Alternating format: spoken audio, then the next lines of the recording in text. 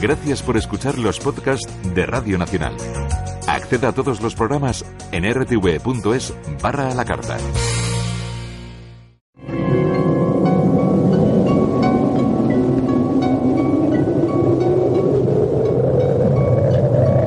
Solo cuando el túnel está en la más absoluta oscuridad es cuando puede volver otra vez la luz.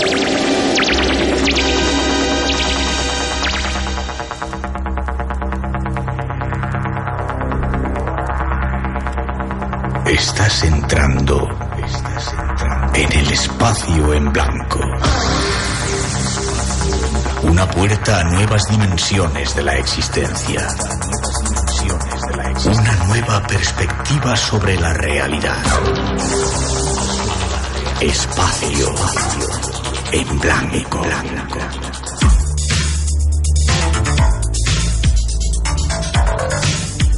Una producción escrita y dirigida por Miguel Blanco.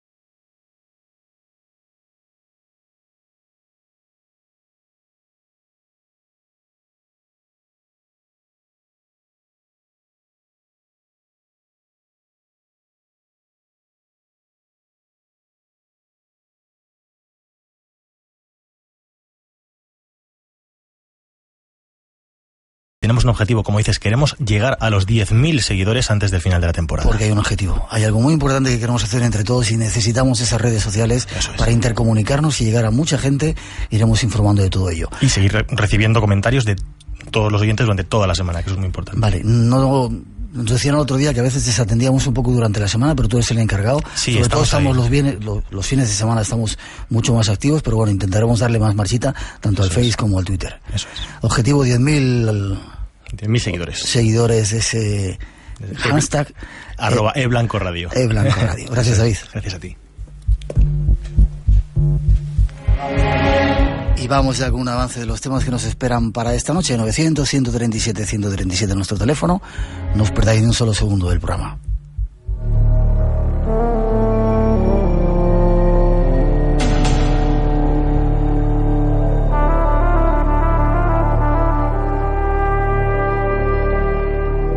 Esta noche deseamos que nos acompañes en un viaje único a la búsqueda de los rastros de lo sagrado en nuestro planeta. Seguiremos las pistas del Jardín del Edén, de la Torre de Babel y del Diluvio. Iremos tras los restos de las reliquias que sembraron el mundo cristiano, terminando por el camino sagrado.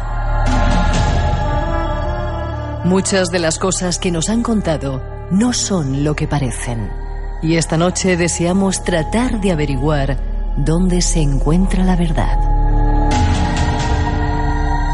Entra con nosotros en este espacio en blanco que ahora se abre ante ti.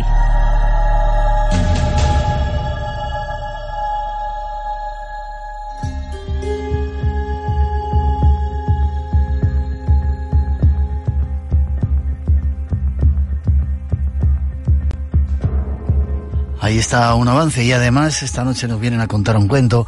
Os vamos a ofrecer algunos misterios de los cielos de nuestro piloto favorito y otro montón más de asuntos. Pero para iniciarnos vamos hasta Sevilla. Ahí está nuestro primer invitado. Buenas noches, José Manuel García Bautista. ¿Cómo estás? ¿Qué tal, compañero? Muy buenas noches. Qué placer que estés con nosotros, Bauti.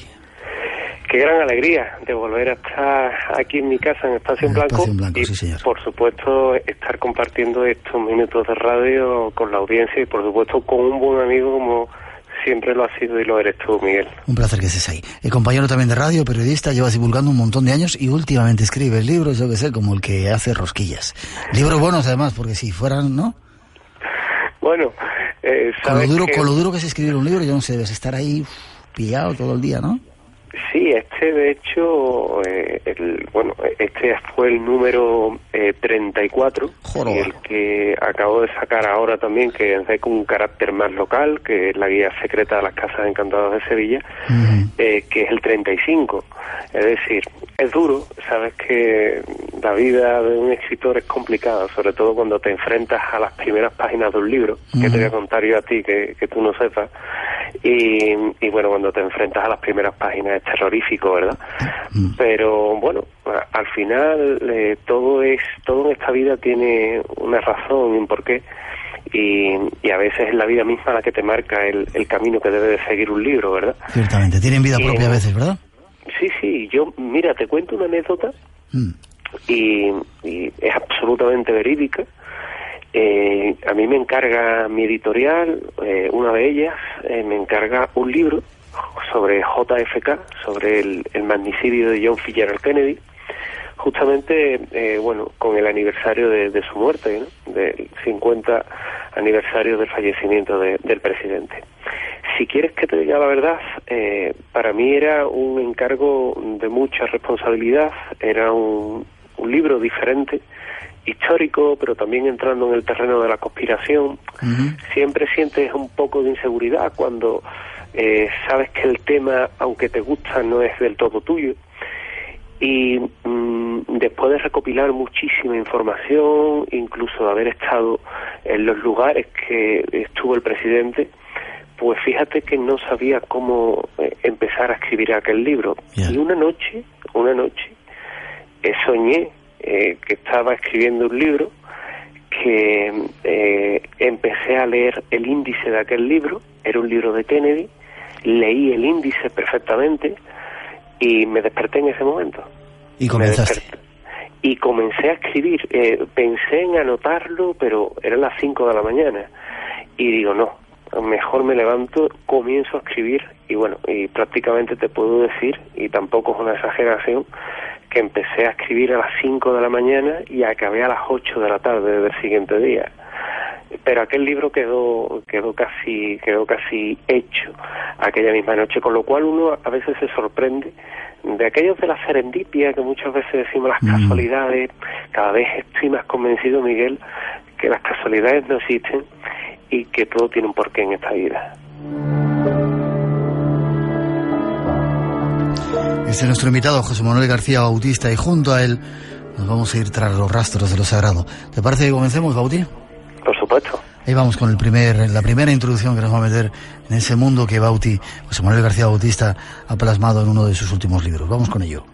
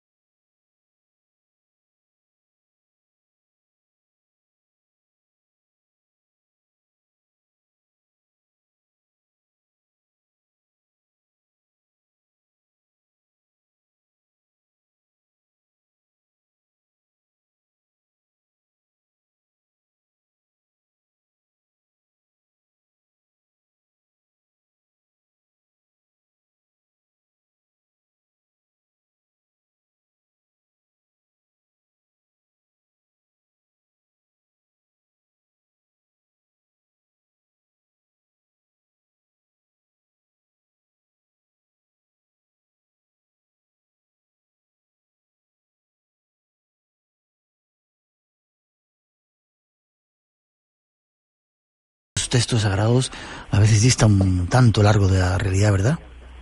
Dista muchísimo de la realidad, y estamos viviendo unas fechas que también hablan de una realidad sucedida hace más de 2000 años, y si las personas supieran de toda la simbología, de todo lo que se ha captado de otras leyendas, de otras culturas, se quedaría sorprendida de cómo la historia de la Navidad se ha ido convirtiendo y se ha ido transformando. Y en el Génesis, como decía esa introducción, el 2.8, 2.15, es curioso cómo esa misma historia se repite en otras mitologías de otras culturas de las que ahora hablamos. Por lo tanto, sí, es bastante paradójico el cómo los textos sagrados se van repitiendo de unas culturas a otras, y solo cambian los protagonistas y los lugares, pero que en su concepto son los mismos. Ya me dejas que adelante la semana que viene con Antonio Piñero, uno de los máximos expertos en este tipo de conocimientos. Vamos a hacer un repaso de esas cosas que realmente dicen los textos sagrados y no lo que a veces nos han contado. Pues vamos a buscar rastros de los sagrados, si te parece. Jardín del Edén. ¿Estaba entre el Tigris y el Éufrates? ¿Existió o es una leyenda o un cuento? Si nos atenemos a lo que nos cuentan en el Génesis, que estaba situado entre 4 ríos, y además nos dicen qué ríos eran en concreto, uno era el Pisón, que rodeaba a la tierra de Ávila, el Guión, que rodeaba a la tierra de Cus en Etiopía, el Hiddekel, que se ha identificado con el río Tigris, y el río que partía y se orienta hacia el Éufrates, pues tenemos una zona bastante delimitada. Por tanto, sí, evidentemente, geográficamente, según nos cuentan los textos sagrados, tenemos que ubicarlo en toda la zona de Irak, en la desembocadura de esos ríos. Claro, allí, en un lugar tan árido, tan agreste, pues evidentemente una confluencia de ríos, desde luego debía de ser considerado como un lugar prácticamente paradisíaco, un vergel, como de hecho diferentes estudios que se han realizado pues nos han determinado que aquel lugar ciertamente hace siglos, hace milenios lo llegó a ser. El problema es que cuando hablamos de estos textos bíblicos, pues nos encontramos con que presentan claras analogías con la mitología sumeria, como si hubieran estado inspirados en parte o en gran parte por los libros o por las tablillas sagradas sumerias. Así, por ejemplo, fíjate qué curioso, el dios Enki creó al ser humano y le dio para vivir un lugar de riqueza y animal y vegetal, y ese mismo lugar es el que también se cita como el paraíso sumerio, y también curiosamente estaba ubicado en una zona que debemos de encontrar en Mesopotamia, y concretamente en la desembocadura del Tigris y el Éufrates. Para otros, sin embargo, el Jardín del Edén sería la adopción del Jardín de las Hespérides, en las Hespérides semitas, donde habitaba un dragón de 100 cabezas, dice la mitología, que atendía el nombre de Ladón,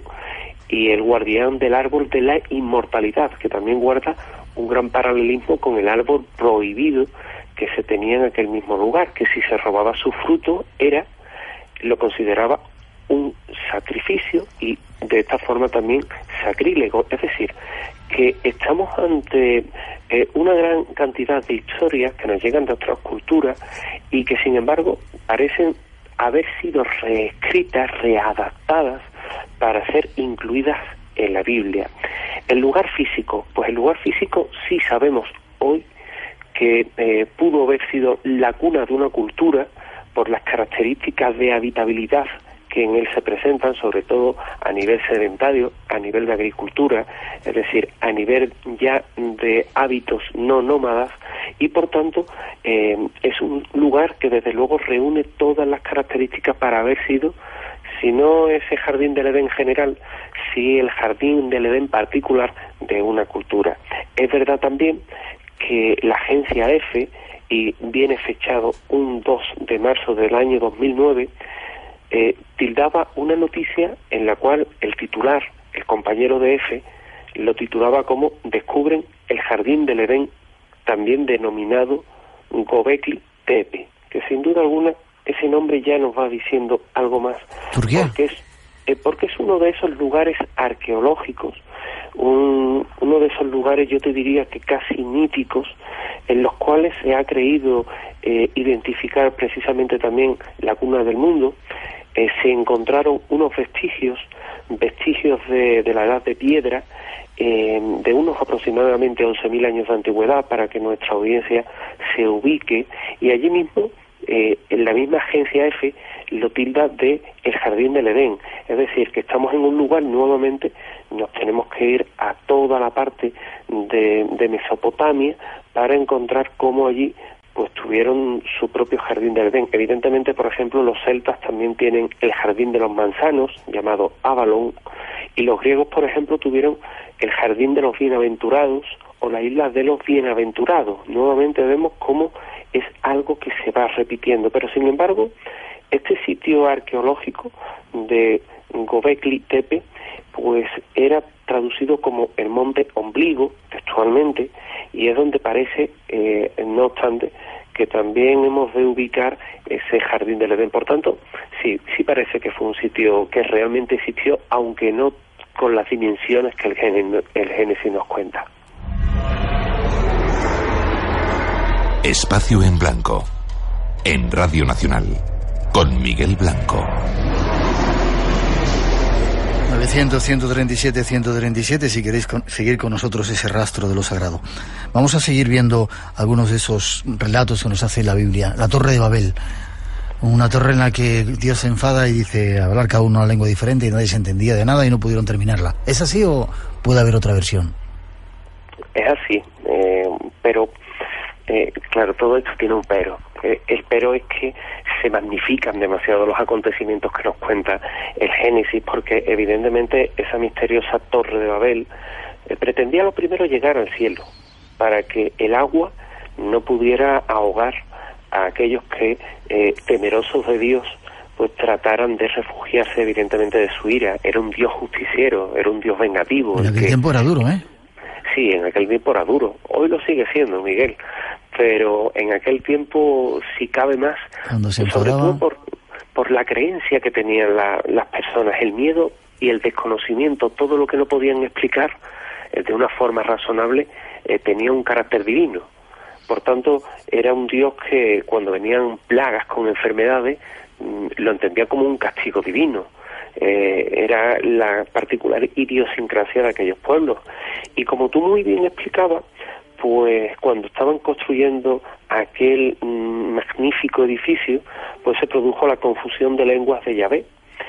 Hemos de ubicarnos aproximadamente hace unos 4.000 años en la zona de Irak, donde nos vamos a encontrar también otros muchos lugares de la Biblia, y allí el lugar que se identifica con todo esto son las plataformas de Baalbek. Ya de hecho Heródoto nos cuenta y nos narra en sus crónicas cómo el rey persa Jejes destruye un vestigio bastante importante de un gran edificio en el año 479 a.C. y nos cuenta cómo era un lugar, un edificio que era cuadrado, cada uno de sus lados tenía 2 estadios, en medio de él se ve fabricada una torre maciza que tiene un estadio de altura y uno de espesor, y que aproximadamente se levantaba allí en medio una torre y después una tercera hasta llegar a una altura de 8 torres. Es decir, esto venía a medir aproximadamente, para que nos aproximemos, unos 100 metros de altura. Inicialmente estaba dedicado al dios Marduk, que era el que se iba a encargar de unir el cielo con la tierra a través de aquel inmenso edificio. Hoy sabemos que la Torre de Babel pudo existir, efectivamente, que se trataría de un edificio bastante llamativo, todo en la zona babilónica, que eran los sigurat, que era una construcción muy característica que tenían los antiguos persas, que eran expertos en este tipo de construcción. Hay quien dice que fue el inicio o fue donde se inspiraron para posteriormente construir las pirámides. Yo no me atrevería tanto a afirmar tanto, pero de alguna forma aquel sigurat era el que iba a ser el centro de poder, esos lugares de poder de los que tú sabes tanto, y el que iba a desprender una energía mágica, ¿verdad?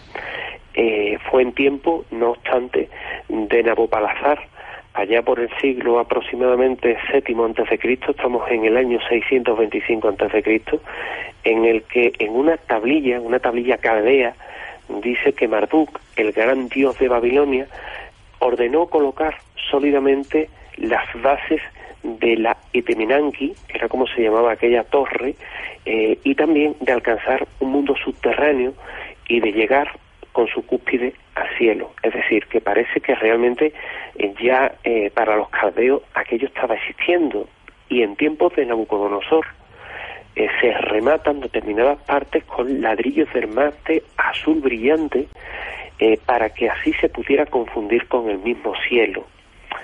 En 1913 fue un científico, arqueólogo, me acordaré del apellido, Robert Goldaway se llamaba, el que halló una ciudad que creyó que podría tratarse de los restos de Baalbek y de los restos ya también de la Torre de Babel. Según los estudios que realizó, pues pudo haber sido destruida y luego sucesivamente reconstruida tanto por asirios como por arameos, tanto por caldeos, y que de alguna forma, bueno, pues en aquellos cimientos de aquella ruina, te puedo decir que se invirtieron nada más y nada menos que 85 millones de ladrillos, que no han sobrevivido por el paso del tiempo y porque era de una solidez frágil, como era todo lo que era el adobe, y bueno, también sucumbió a su propia historia, aunque sí es verdad que fue su propia historia la que, debido a la magnitud que tenía, pues acabó transformándolo con la torre que trataba de unir el cielo con la tierra, y que también trató de unir a los pueblos para huir de Dios y de su ira. Ya. Pero algunos dicen, José Manuel, que eso de la diferencia de las lenguas no tanto lo provocó Dios, sino que eran esclavos o trabajadores de diferentes etnias, grupos que evidentemente no hablaban la misma lengua, ¿no? Claro, evidentemente, porque para construir un edificio de esta magnitud, pues los antiguos caldeos, en todo lo que era la zona sumeria, babilónica, pues se nutrían de la mano de obra, no que iban contratando, ni mucho menos, sino de la mano de obra que hacían esclava. ¿Y de dónde los conseguían? Pues de todo lo que eran tribus de los alrededores, culturas cercanas, ciudades cercanas que estaban enfrentadas a través de la guerra, y que una vez caían prisioneros, pues eran más valiosos trabajando para ellos como esclavos que matándolos, ¿no? Entonces se juntaron pues con una gran cantidad de esclavos de diferentes entornos, cada uno con un dialecto, cada uno con una lengua diferente, cada uno que tenía intérpretes para comunicarse, en este caso con los soldados, pero que en el momento en el que faltaban esos intérpretes, que era muy habitual, pues no podían entenderse con ellos, con lo cual esa falta de entendimiento por desconocimiento de la lengua, pero por una razón tan evidente como que no tenían a esos intérpretes, es lo que hace precisamente esa confusión de lengua, y no desde luego un castigo divino.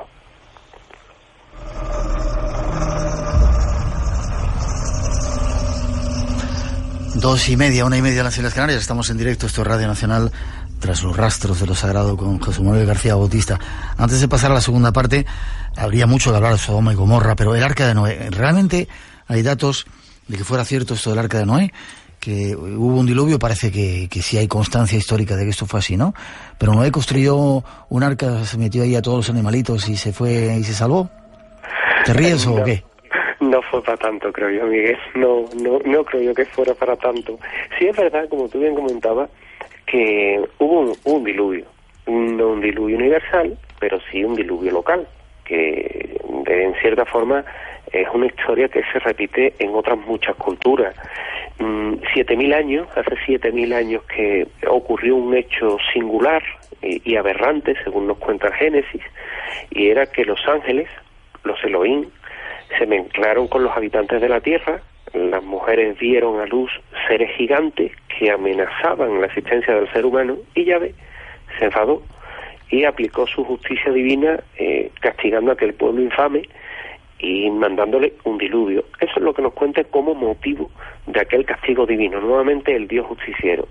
Pero claro, mandó a Noé, que era el único hombre puro que encontró, y a su familia, construir un arca de unas dimensiones colosales, y mandarlo a esperar, montando a esos animales a que lloviera y que se produjera ese gran desastre. Pues la verdad es que es extraño, parece que no. Lo que sí parece es que en la zona donde nos vamos a encontrar el Mar Negro hoy día, pues antiguamente lo que se formaba fue un lago que estaba muy cercano al Mediterráneo, y cuando se comenzó a romper la estructura que separaba aquel Mediterráneo, que estaba a una altura mayor de aquel lago, de aquel valle, pues comienza una inundación que además hay, yo te diría que oceanógrafos bastante famosos, de la talla de mi buen amigo, por ejemplo, Robert Ballard, que tuvo la oportunidad incluso de estar in situ en aquel lugar, de investigar en todo lo que era el lecho marino del Mar Negro, y descubrir allí pues cómo había una cultura de hace aproximadamente unos 7.000, 8.000 años que se había sentado allí. Por lo tanto, parece que no fue un diluvio universal, lo que sí fue es una ruptura en el Mediterráneo, que sí es verdad que pudo haber originado, por ejemplo, la leyenda de Noé, pero que esta misma leyenda, esa misma historia que nos cuentan cómo se va produciendo diferentes diluvios, pues se provocan también en otros y se originan también en otros lugares del mundo. Por ejemplo, en México también tienen su propio diluvio universal, tan particular, ¿verdad? Uh-huh. Un arca que medía las dimensiones nada desdeñables de 135 metros de largo, 22,5 de ancho, 13,5 de alto. Era una especie de caja grande, que nadie entienda el arca de Noé como una estructura de una embarcación como las conocemos, con una popa, con una proa.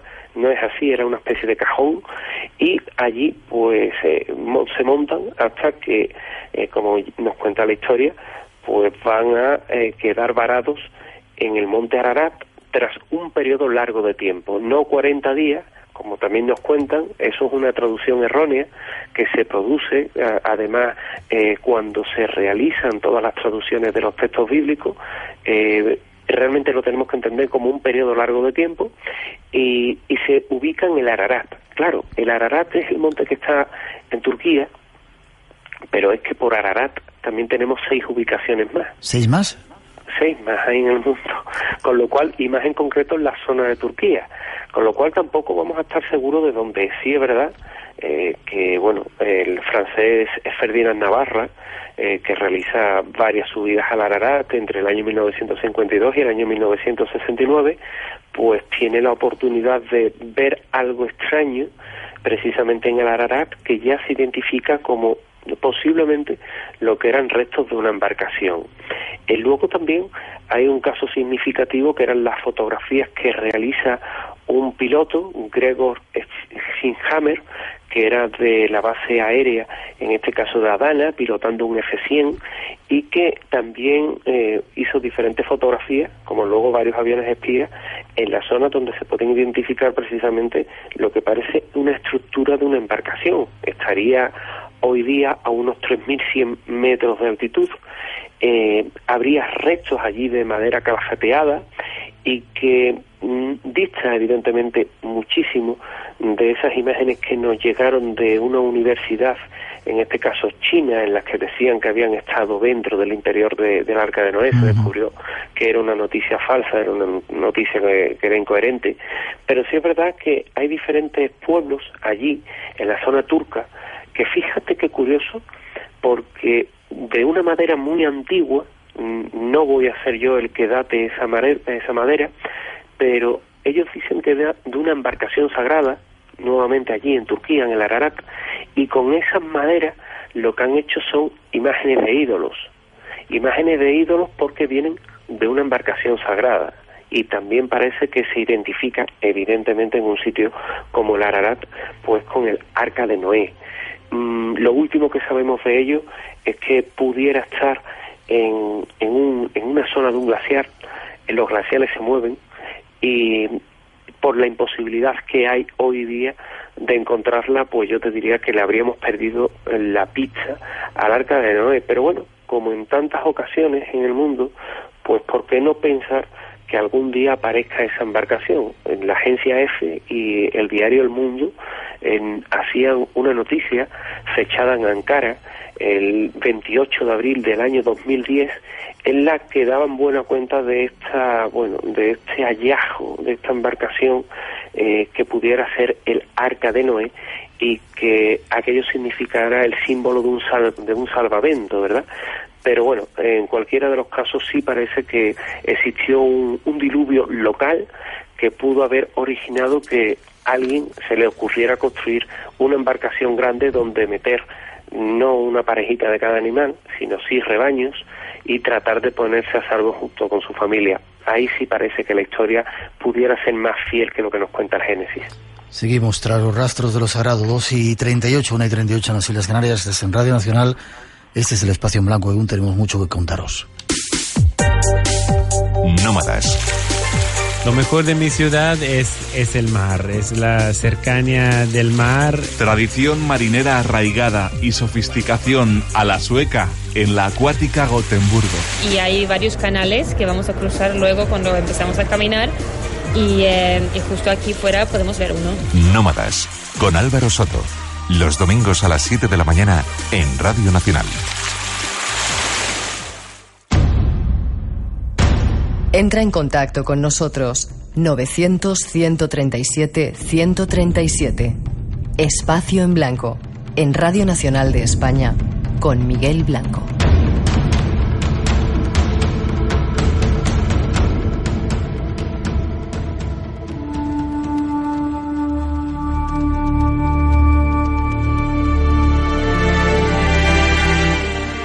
Nuestro segundo objetivo tras esta búsqueda de los restos sagrados son las reliquias. Reliquia es una parte del cuerpo de una persona, o todo en él, venerado por algún motivo, o bien algún objeto que por haber sido tocado por esa persona es digno de veneración. Durante los primeros siglos del cristianismo y como consecuencia de las persecuciones, comenzaron a conservarse y a tenerse en gran estima los objetos relacionados con los que habían muerto por la fe. Eran consideradas reliquias el aceite de las lámparas que se encendían delante de los cuerpos de santos, así como las sábanas dispuestas sobre las tumbas, incluso el polvo recogido en los lóculi, los lugares de enterramiento en las catacumbas. También ropajes y cualquier otro objeto propiedad del mártir, incluso los hilos extraídos del tejido de una prenda. En ocasiones estos objetos fueron tenidos como milagrosos en vida de sus propietarios. Las cadenas con que habían sido atados en el calabozo los mártires y otros objetos de tortura eran reliquias muy preciadas. La cruz y los clavos del mártir que moría crucificado eran muy venerados. Busquemos reliquias y tratemos de entender su significado. A este paso, Bauti, vas a tener que estar 2 o 3 programas aquí contándonos historias de reliquias y de rastros mágicos, ¿eh? Será un placer, ¿eh? Pues son 2:41, 1:41 en las Islas Canarias. Hablemos de reliquias. Es muy curioso porque en un determinado momento del mundo cristiano hay reliquias por todos los lados, ¿verdad? Y como decíamos en esta introducción, casi cualquier cosa que hubiera estado en contacto con un mártir o con alguien considerado como santo ya era reliquia, ¿no? Cadenas, la ropa. Las reliquias servían para evangelizar. Y evidentemente era muy importante porque a partir de una pues podían ponerse auténticos pueblos en torno a ellos y servían precisamente para fidelizar y para hacer crecer en la evangelización de un determinado pueblo a toda una zona. Por lo tanto, sinceramente, Miguel, si no había reliquia te la inventaba. Eso te iba a decir yo, ¿no? Como era una especie de negocio, ¿no? Si no había, pues había que inventar algo, ¿no? De hecho, en Los Pilares de la Tierra, ¿no? Esa serie y ese libro sale muy claramente, ¿no? Como de repente se pierde ese cráneo de ese santo e inventan otro porque no podían perder lo que eso atraía a la gente, ¿no? Y como eso hay bastantes ejemplos, vamos, de hecho, del propio San Juan hay 60 dedos. ¿De San Juan Bautista? Sí, 60, de mi amigo, sí. 60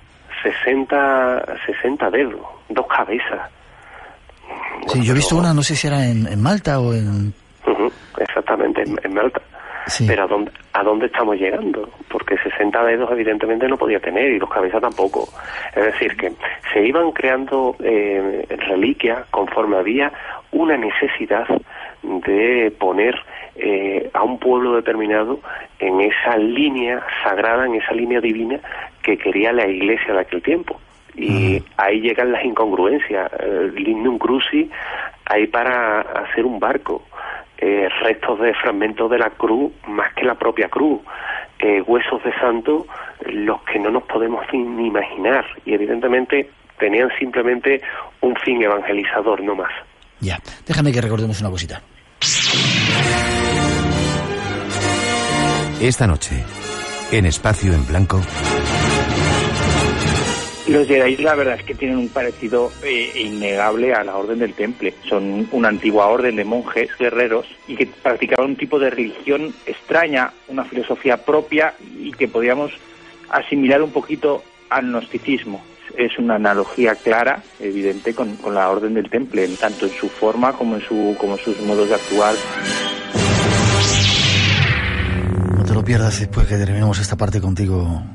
El sentido secreto de Star Wars, de la Guerra de las Galaxias, ¿vale? Hablemos de reliquias, por lo menos las más auténticas. El sudario de Oviedo, la sábana santa, ¿son reliquias auténticas?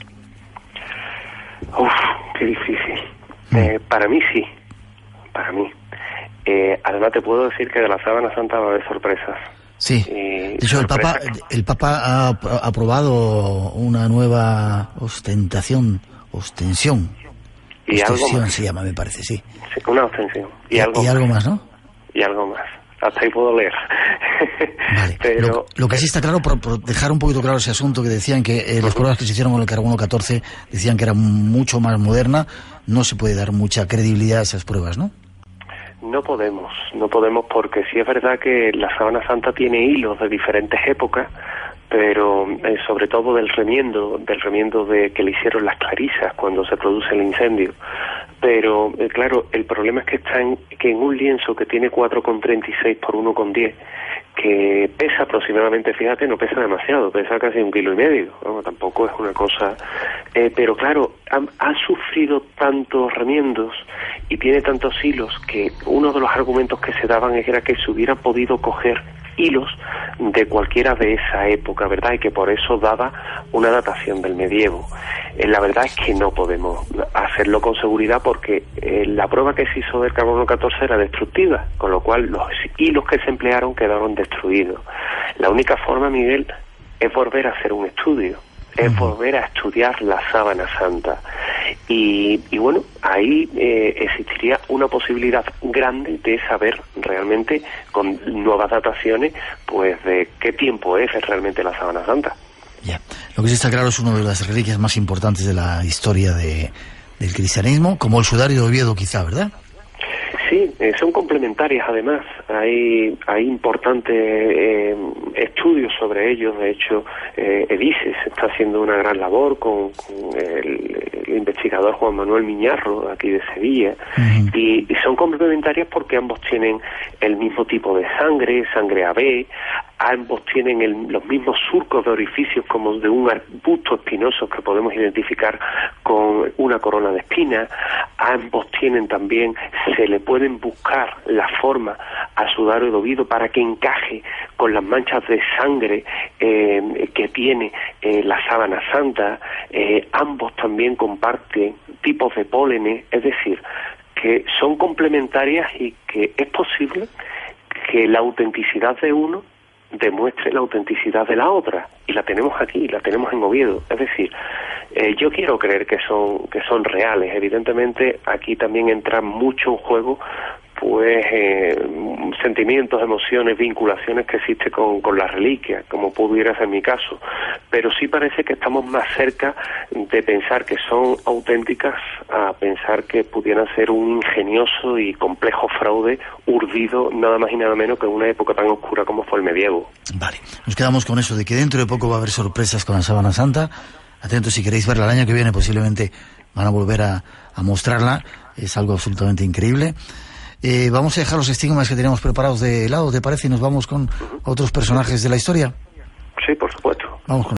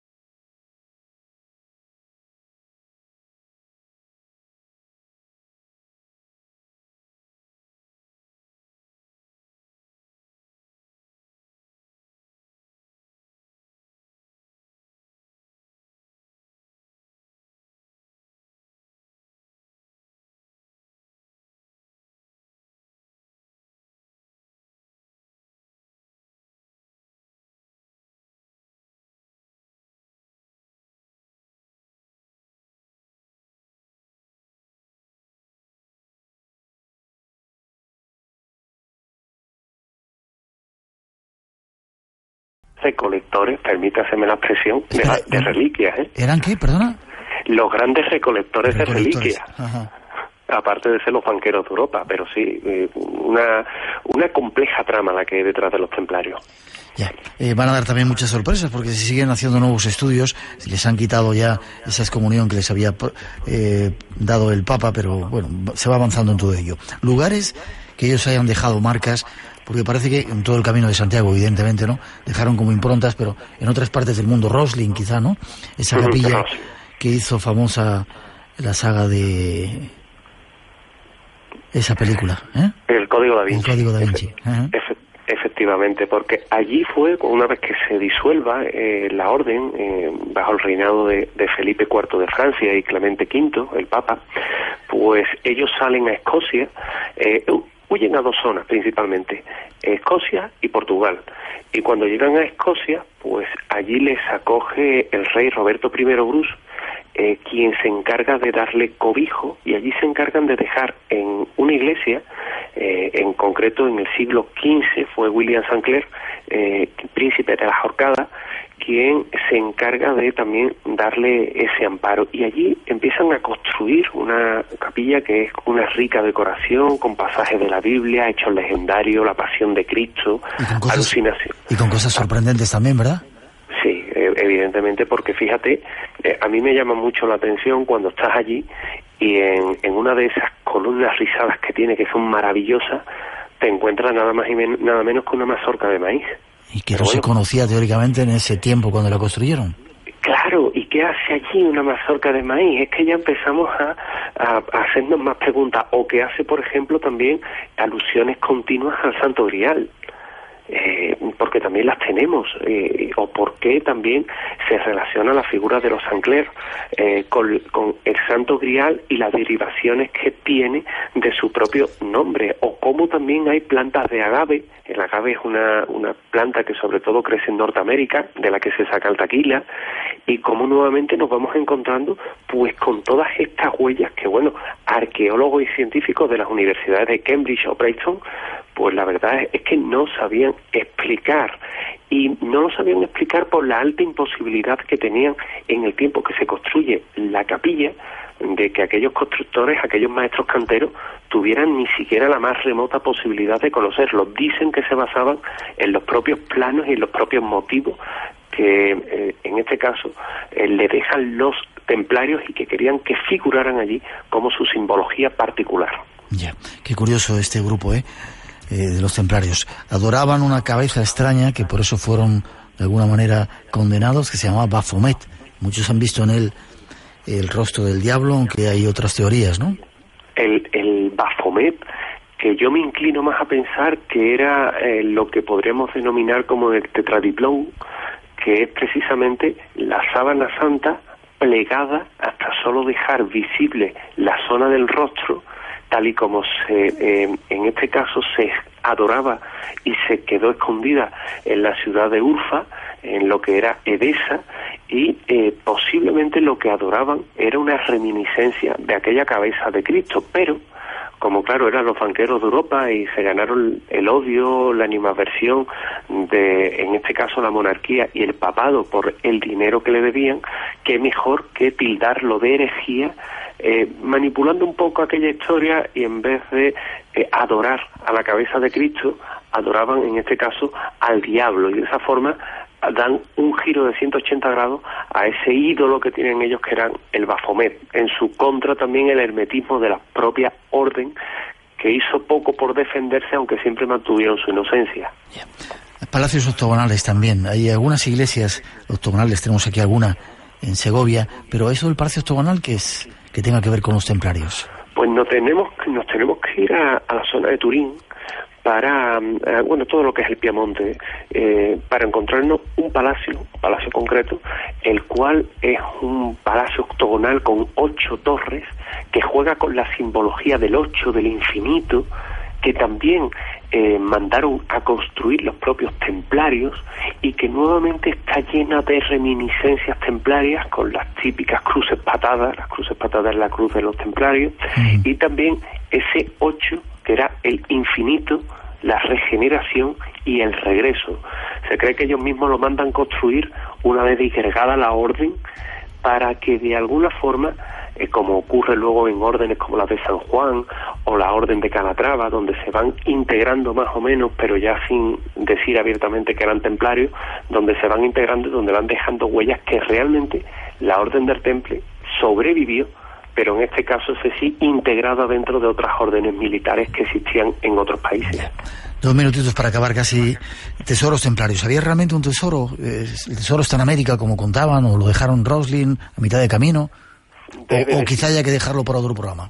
Debe de existir muy rápido, como apunte, debe de existir, porque ellos son avisados de lo que iba a ocurrir, y gran parte del tesoro templario lo cargan en el puerto de La Rochelle, y del puerto de La Rochelle sale hacia Portugal y sale hacia Escocia. Una parte de la flota no llega a ningún puerto, por lo cual no se sabe dónde está, no se sabe si igual sucumbe a una tempestad, a una tormenta, que era muy típica en la época, pero que de alguna forma también parece que sirvió para esconder un tesoro templario que hoy día, te lo voy a cuantificar, estaríamos hablando de aproximadamente unos 9.000 millones de euros. ¿9.000 millones de euros? 9.000 millones de euros lo que se ha cifrado ese tesoro templario. ¿Dónde está? Hay quien, tú bien lo has apuntado, opina que pudieron tirar, en este caso, hacia todo lo que era la parte occidental, es decir, cruzar el Atlántico, pero claro, es una hipótesis arriesgada. Por contra, ese tesoro, tú muy bien lo comentabas,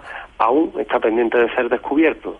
9.000 millones de euros que esperan al afortunado que encuentre ya no solo ese tesoro de los templarios, sino el legado cultural que esconde.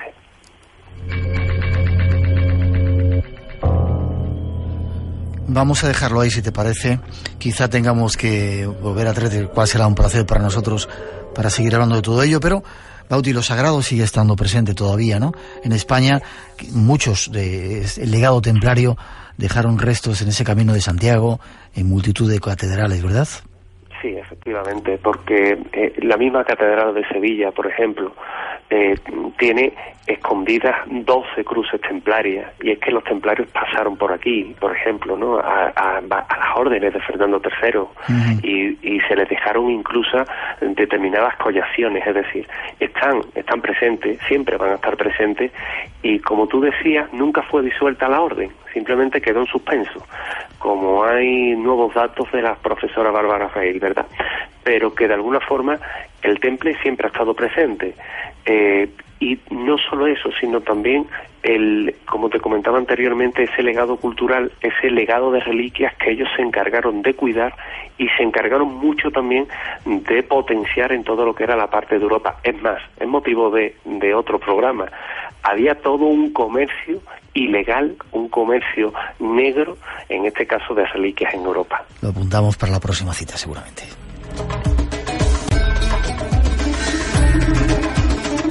Esta música sirve para no despedirte, sino decirte hasta luego. En forma de contacto, ¿alguna página donde podamos seguir más tu trabajo, José Manuel? Sí, pues la página web es sencilla, es www.garciabautista.net, www.garciabautista.net, y a partir de ahí, bueno, pues ahí tiene toda la información, nuevos libros, nuevos trabajos, nuevos viajes, correo electrónico por si quieren contactar, y bueno, todo lo que nuestro oyente tenga necesidad de saber, pues yo estaré encantado de atender a sus correos y todas sus peticiones, al igual que por Facebook o por Twitter con @jmgbautista, que es mi Twitter. También estoy, bueno, pues encantado de poder atender a todos nuestros oyentes. Gracias. Guía secreta de las Casas Encantadas en Sevilla y otros muchos libros, cuyo autor es nuestro invitado. Feliz Navidad, feliz año, nos sigamos encontrando en el 2015 haciendo radio, ¿vale? Compañero, felices fiestas a todos los oyentes, a ti particularmente, y que los lazos de la amistad nos sigan uniendo. Muchísimas gracias. Así sea, amén. Nos vemos prontito. Feliz Navidad.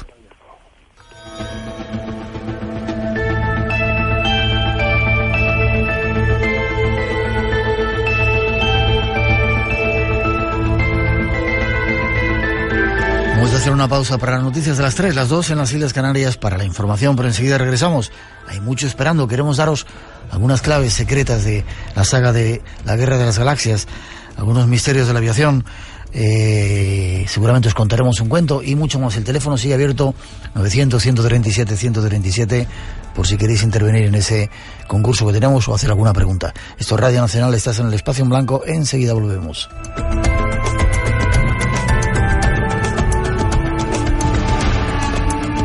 Todos somos capaces de creer que hay algo más, pero solo algunos están convencidos de ello.